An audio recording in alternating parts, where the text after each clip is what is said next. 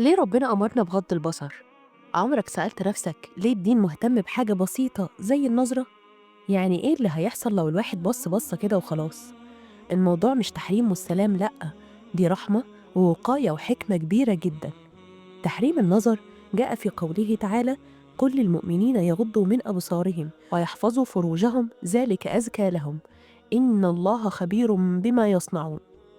وهنا ربنا بيؤمر المؤمنين يغضوا من أبصارهم ويحفظوا فروجهم، وربنا سبحانه وتعالى بدأ بالنظرة لأنها ممكن تكون أول خطوة في طريق الغلط.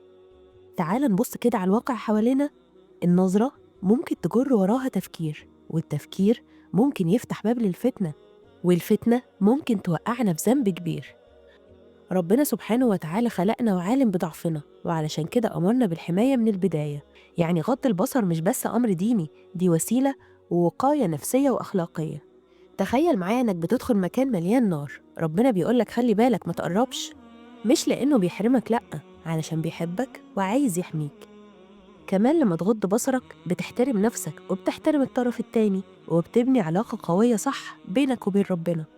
النظرة ممكن تكون سهم من سهام إبليس، وربنا لما أمرنا بغض البصر علشان يطهر قلوبنا ويحمي عقولنا، لأن اللي يسيطر على عينه يقدر يسيطر على باقي جوارحه.